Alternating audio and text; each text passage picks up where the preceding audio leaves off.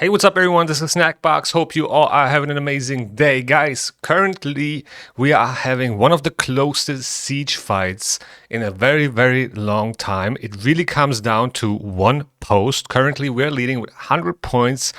We are up against the Royal clan, which is one of the best PvP clans in the entire game. They are only rank 132, but not to be underestimated. Don't get fooled by the rank. They are very competitive all over the live arena leaderboards and very experienced when it comes to PvP. A very competitive clan. Now, our map looks pretty much cleared out, and so does theirs, right? So it will come down to one post eventually. We have 15 minutes left on the clock. They're currently trying to take this dwarf defense down, but are not successful so far, and I hope they won't be. Okay, so this is kind of like our last post that is holding up, which is kind of amazing. And we are currently trying to take another post right here. Okay, so if we take another post and they keep on failing, we probably won. It's a very close fight. Like I said, as you can see, if it would come down to a tie, they would probably win because they have less turn counts, right? So very interesting situation here. Let's take a look at the map again, and I will walk you through how we attempted to do this. So first we started off with post 3. Right here, this dwarf defense team, and Twin got it done pretty much first try. So as you can see, he went in with almost the same team, just with a slight little difference with Arnorn instead of Frolny. And then he also was a little bit slower. The Mercurial on Hilvi was definitely clutch to keep the stone skin up. That was definitely amazing. And then Arnorn is just an absolute beast. You know, his AoE smacks, like also his A1. All his skills smack. Tormin got sheep. He got polymorph. That was pretty clutch. Pretty good timing on it too. Hilvi's frozen too, and now he can just take them down. Hilvi's dead, no reviver anymore. Frolny and Tormin are still alive, but Arnorn's passive is proccing. He's AoEing again, killed Frolny, and now, you know, he can just take Tormin down with the A1 because he's frozen and he's no threat at all. And yeah, that was it. Then we went on to post 7. First try as well. Very clutch with Edward. Pretty amazing if you ask me. And I actually have some footage for this, so let's take a look real quick. This is probably one of the most interesting fights here because we can see Edward in action. And Edward was built relatively fast.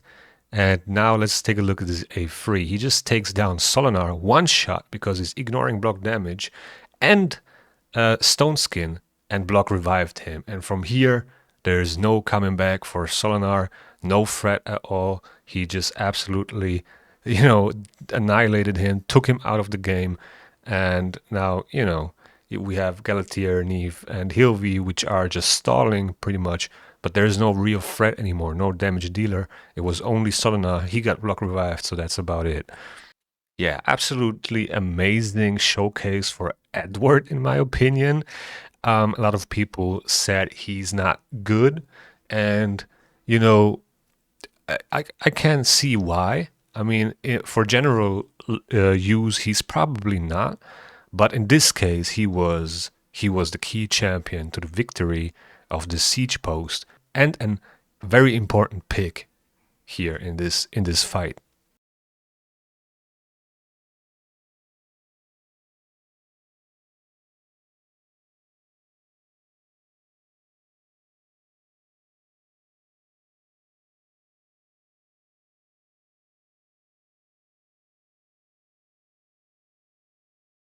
After that, we moved on to post 11. Skinwalkers only post, and Fabi got it done with the second try. So the Skinwalkers post is most of the time about like who's going first. And here you saw the Unity champion went first and stunned Basher, so Basher couldn't you know, lock the enemy team out, and that's, why he lost this attack. Now, on the second try, he built Basher in a Mercurial set, and this way he was able to take the hits from the Unity champion and not get stunned and then lock the enemy team out. So he followed up with bombs with Nishak, and from there it was pretty much GG. There's nothing he can do. Uko goes down, Marius goes down, and he even took a turn with Marius as well. And yeah, that was pretty much end of story. Next up was post 14. Only Ogrins. Also, very, very hard to beat, but eventually we got it done. Then we moved on to the defense tower 3. Got this down fairly quickly. After that, we moved on to post 17. Again, another Skinwalker only post. Was pretty much straightforward.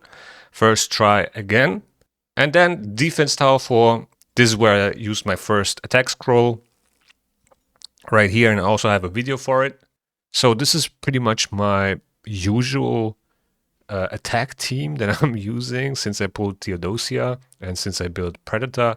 It's a very safe team because I have 2 of the strongest revivers, a lot of lockout, a lot of buff strips, a lot of control, and also a lot of damage with Predator and a nuker that isn't really easy to kill, especially once he stacks up his evasion. Once he gets kills, he's very hard to deal with, and as you can see, he's dealing a lot of damage. And then we pretty much entered the stronghold and took that down. So the first fight on the stronghold right here, you can see Solinar, Nice, Galatir, Theodosia. What an insane team. But he's also facing a very strong team. Marichka, Galatir, Nice, and Ashnar. Ashnar is pretty much there to prevent HP burn comps. And that is pretty smart because I think this enemy team, if there wasn't Ashnar on the enemy team, this could be, a very easy target for Vulcanos comps. But, there are ways to deal with this. Ashnar pretty much annihilated Nice. This was pretty crazy, but Solinar is an absolute beast. One-shots Ashnar, counterattacks all the time. The opponent just have to look the wrong way and Solinar is counterattacking. So yeah, he is easily one of the best Void legendaries now that we have in a game in terms of nukers. So hard to deal with and has so much RNG on him. A chance to counterattack, a chance to buff himself, and so on. So yeah, very, very strong champion. And then you also have, a nuker and a reviver in Nice. So theoretically you have 3 revivers here, which is absolutely nasty to deal with. Solinar kept killing himself from the reflect. So that was one thing that he, had to deal with here. We didn't take down the stronghold yet, so the reflect damage was still on. And, he even said Solinar kept dying from the reflect damage. So yeah. But man, Nice, he's just built different with the block damage. He can just go in, and then you have Theodosia that puts up the protected block buffs and protected debuffs because Nice is slower than her, and that makes it a little bit easier to kill him. Even if he transforms, he can't put up the block damage because those debuffs are protected. So eventually he got them down, and Nice was the only one left. As you can see, he has Shibayas, so he's very, very tanky. And every time there's Nice involved in a fight, it always takes an eternity, to win or lose the fight. Almost 5 minutes for this one. Next up, we have Necret, Theodosia, Empress, and Nice again against a very speedy team with lockout. Very interesting. Marius almost, forced Nice to swap forms. Then Harima did, Marius counterattacks, almost kills Nice as well. So yeah, the Theodosia is feared, Nice is feared now, and there's no coming back from this. And the first attempt was a fail, but then on a second try, we have Marichka, Mercurial Hilvi, Crixia to counter Fabian. So now he's gonna lock him out. No problem, everybody's locked out. And from here on, it's pretty much GG's. Remove the stone skin with Hilvi. Absolutely no problem. Predator, as soon as he gets a turn, A2 and done. Then we have another fight with the same team. Crixia cuts in, locks him out. We have Predator, which counterattacks here. Commodus swaps forms, tries to bomb, but weak hits on Predator. Marichka's passive procs as well. We have block damage on everybody, which is absolutely huge. He removed the buffs from Predator, but not the stone skin and not the veil. So those were protected by the lightning cage. But other than that, he removed all buffs. And then as soon as Predator took a turn, he went for the kill. Next up, we have Lazarius, Nell, Elaz, and Neve. A lot of block damage here and a lot of poisons. Kind of interesting. Sify, you know, with the boosts, I mean, she's full of poisons and dies instantly, absolutely no problem. And now we only have the Predator and Empress left. And because Predator's A1 is triggering the poisons from Nail, he just dies. Next up, we have a melting comp with Gizmek, Nail, and Stalk. So we are ignoring the block damage with HP burn and the poisons. We have Marichka on the enemy team. We have Sify, we have Nice, so a lot of block damage. But as you can see, they're just exploding. As soon as Marichka dies here, she will revive everyone. And then we're going to go again with poisons and HP burn. Now this took a little while. As you can see, the team pretty much outlapped her, but there we go. Marichka is dead. Everybody has poisons again. Marichka got revived, dies instantly, because when Sify revives, she places buffs as well. And yeah, you know, that's pretty much a death sentence. Even though you just revived, you're just gonna die again. And then we have Nice that almost died, you know, from the poisons. Like he had like 5% HP left or something, and kind of saved himself because his HP pool is so big with 3 dead allies. But no problem for Gizmek. He can ignore block damage if there's HP burn on the enemy Nice, and the poisons also ignore it. Next up, we have a Fiored. Okay, we have a Fiored with Elaz, Theodosia, and Galatir. Theodosia and Galatir are an insane strong combo. And then Elaz is also very underrated. He has that counterattack, block damage skill, which, you know, can win you fights, especially now with the Mercurial meta. Counterattack becomes much more valuable, and also ally attacks. But yeah, here we have the counterattack. Predator gets a kill on Elaz.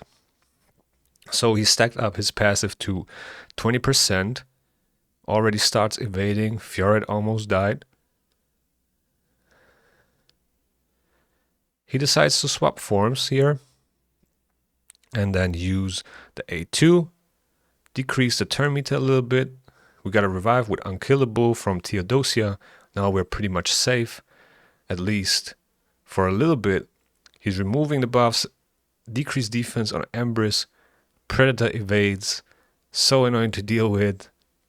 I mean, if you face the Predator, you know how annoying his RNG is. So it's better to have him on your side than on the enemy team. Empress swaps forms.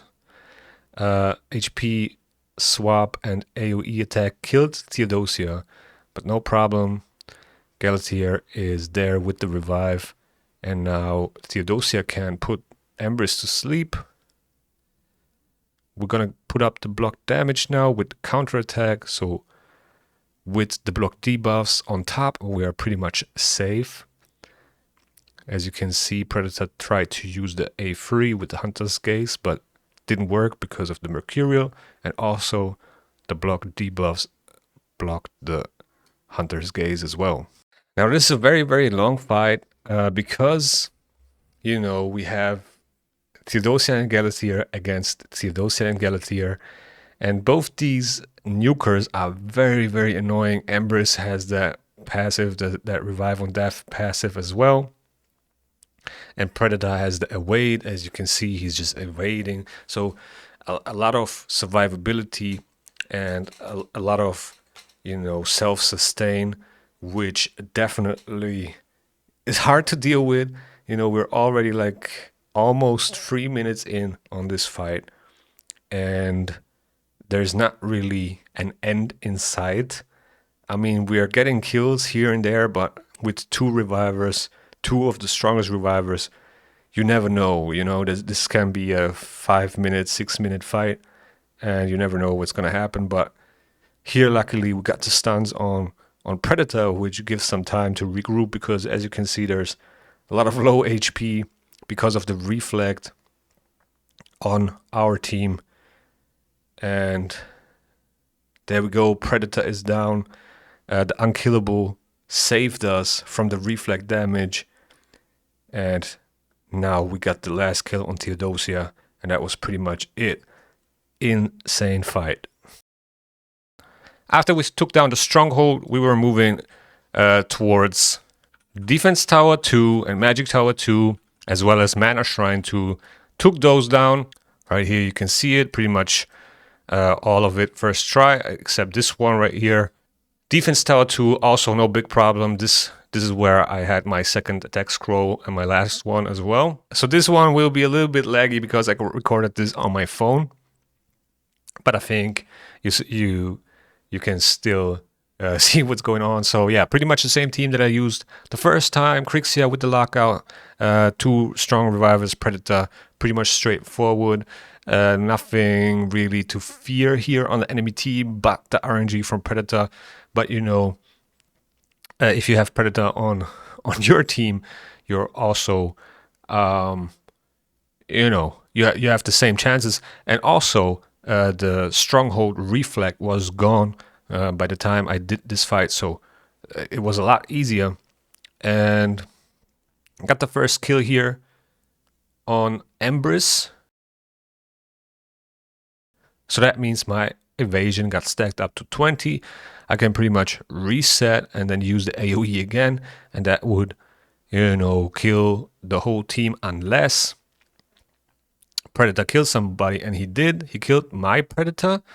I have the extra turn relic, the Chrysalid of Rebirth on my Galathir, so got an extra turn, healed up, almost got another kill here with the counter attack. Then I got another kill. I evaded the cooldown increase effect.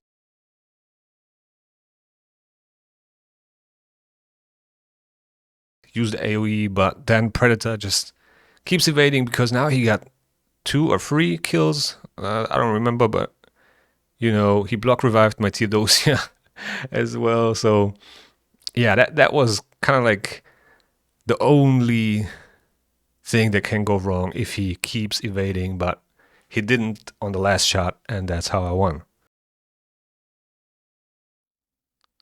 And then post 16 was a Solinar team again with a condition which is very interesting. All champions are immune to cooldown increasing effects. And this is very, very strong for Solinar, right? Because if you can't put his skills to cooldown, he won't be able to receive debuffs, right?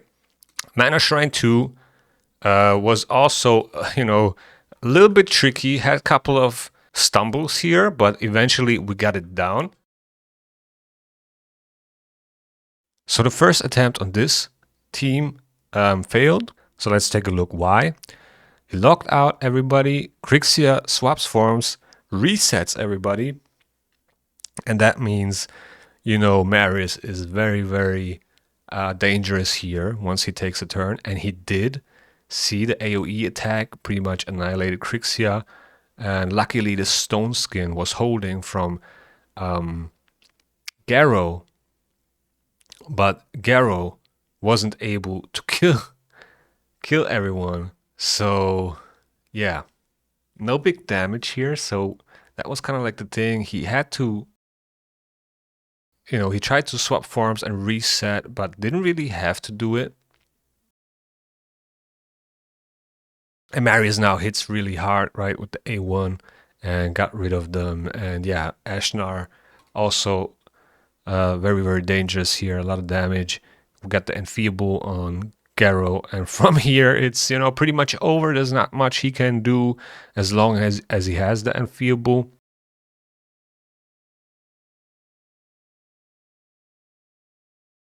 And gets stunned all the time. Now he's feared too. So yeah, I mean, there's no coming back from this. Unfortunately, another stun, so he just keeps getting controlled. And yeah, that was pretty much it.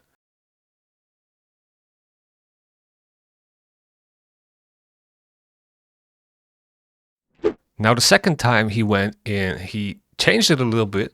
So he changed it up to Fabian, Siegfried, Nail, and Marius, which was kind of interesting, complete different strategy. And, now we got poisons on Crixia. She just dies instantly because she doesn't have stone skin or nothing, like no protection at all. And, Nail just kills her instantly with her passive. We got Enfeeble and Ashnar. He's not doing anything. And now as soon as Marius takes a turn, it's pretty much a wrap. There's nothing enemy team can do. And, pretty quick work in 30 seconds.